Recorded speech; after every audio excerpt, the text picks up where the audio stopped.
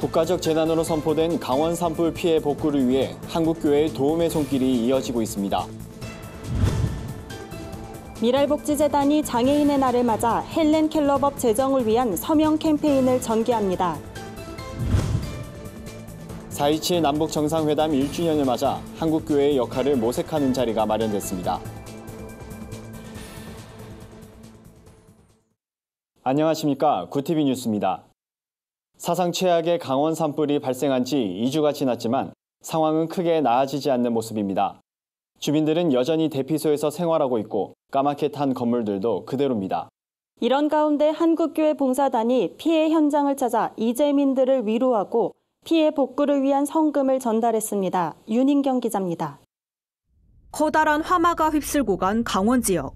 산불이 진화된 지 2주가 지났지만 폐허가 된 건물들은 마을 곳곳에 여전합니다. 농아인들이 온갖 어려움과 냉대 속에서 15년간 지켜온 예배처소도 잿더미가 된 모습 그대로 남아 있습니다.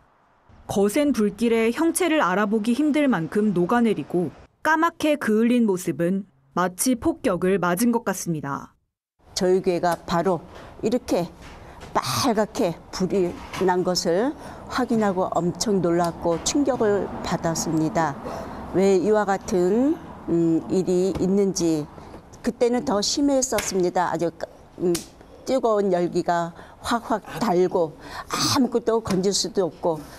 이날 직접 피해 현장을 찾은 한국교회 봉사단은 속초 농아인교회에 1,000만 원의 복구 기금을 전달하고 속초시 기독교연합회와 고성군 기독교연합회에도 1,000만 원 상당의 농협 상품권을 전달했습니다. 현장에 와보면 그 피해의 처참함은 말로 다 할 수 없습니다. 우리 한국교회에 이럴 때 그리스도의 사랑, 특별히 우리 고난 주간을 맞이해서 함께 이웃의 고난에 동참하는 그러한 그리스도의 사랑이 필요한 때라고 생각합니다. 이번 산불로 하루아침에 집을 잃은 이재민들은 1,000여 명에 달합니다. 비닐하우스 등 삶의 터전을 송두리째 빼앗긴 주민들은 막막함을 감추지 못하고 있습니다. 이에 속초 지역 교회들은 매일 이재민들에게 점심을 대접하며 따뜻한 위로를 전하는데 앞장서고 있습니다. 한교봉 역시 이번 1차 긴급구호에 이어 피해 복구가 다 이루어질 때까지 잊지 않고 기도와 성금으로 후원할 것이라고 밝혔습니다. 구티비 뉴스 윤인경입니다. 미랄복지재단이 장애인의 날을 맞아 헬렌 켈러법 제정을 위한 서명 캠페인 우리는 헬렌 켈러가 될 수 없습니다를 전개합니다. 이번 서명 캠페인은 시청각 중복장애인에게 맞춤형 복지 서비스를 제공하자는 취지의 특별법 제정을 위해 마련됐습니다. 캠페인을 통해 모인 서명은 국회에 전달될 예정입니다. 미랄복지재단은 시청각 중복장애인은 외출이 어렵고 의무 교육조차 받지 못한 경우가 많다며 이들의 권리 보장을 위해 헬렌 켈러법 제정이 시급하다고 말했습니다. 재단은 또 헬렌 켈러법 제정 이후 시청각 중복장애인을 위한 복지 서비스의 허브가 될 헬렌 켈러 센터를 설립했다며 법안이 조속히 통과되길 바란다고 전했습니다. 평화와 통일을 위한 연대가 판문점 선언 1주년을 맞아 한반도의 상황을 진단하고 한국교회의 역할을 모색하는 자리를 마련했습니다. 지난해 남북 정상은 한반도의 평화체제 구축을 위해 적극 협력해 나갈 것을 선언했습니다. 하지만 북한과 미국은 비핵화 협상의 좀처럼 진전을 보이지 못하고 있는 상황입니다. 때문에 한국의 중재자 역할이 더 중요해지고 있습니다. 이러한 때에 한국교회가 사회를 화합하는 데 적극 나서야 한다는 목소리가 높습니다. 독일의 사례에서도 분단된 국민을 모으고자 했던 민간의 노력이 큰 평가를 받은 바 있습니다. 한국교회 남북교류협력단 나핵진 목사는 교회가 시대의 흐름을 읽어내고 민간을 끌어내는 신앙과 기도 운동을 일으켜야 한다며 특별히 교회가 가진 영향력을 잊지 않고 하나님이 부여한 역할을 이행해야 한다고 강조했습니다. 나 목사는 이어 자칫 통일의 과정을 정치로 이해하기 쉬운데 이념과 갈등을 넘어서기 위해선 교회가 나서 민간의 참여를 확대해야 한다고 덧붙였습니다. 한국교회는 오는 27일 비무장지대 평화 손잡기 운동을 주도하며 민간의 참여를 독려하고 있습니다. 구티비가 발행하는 종합주간지 위클리 굿뉴스의 주요 소식을 김민정 기자가 소개해드립니다.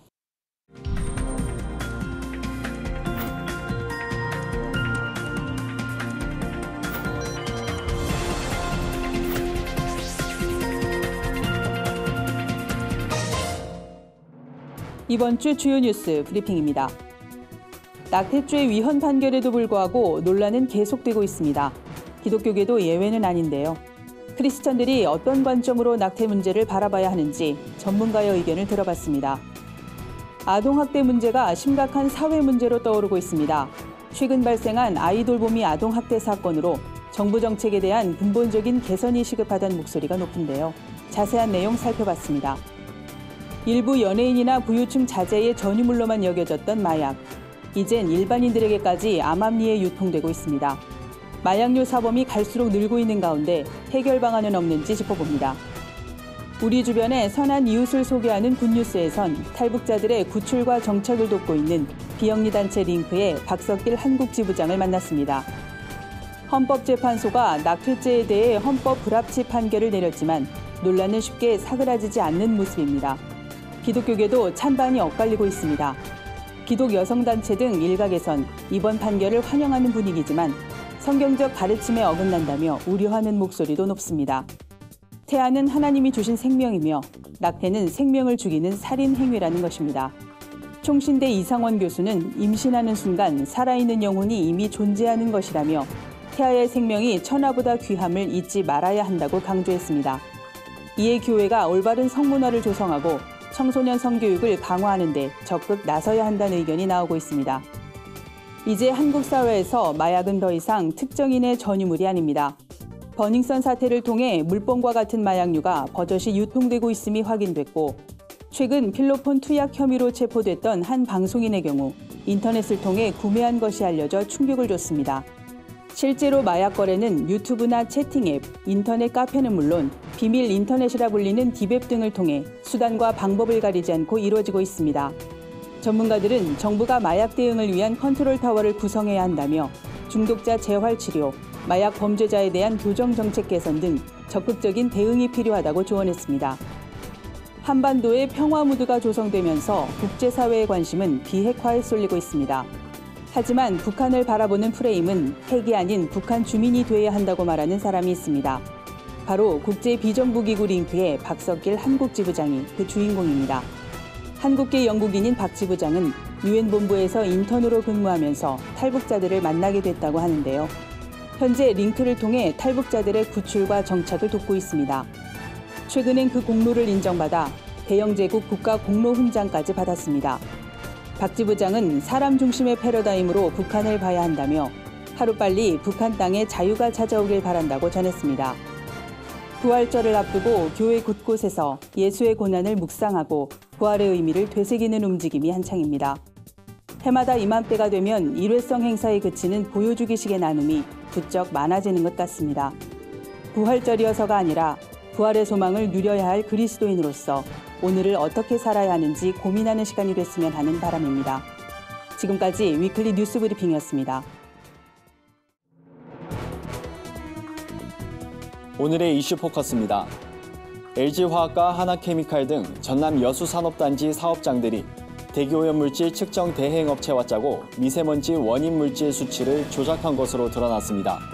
환경부는 미세먼지 원인 물질 배출량을 조작한 4곳의 측정 대행업체와 이를 의뢰한 사업장 235곳을 적발했습니다. 측정 대행업체들은 지난 4년간 대기오염물질 측정값을 축소해 조작하거나 실제로 측정하지도 않고 허위 성적서를 발행해온 것으로 나타났습니다.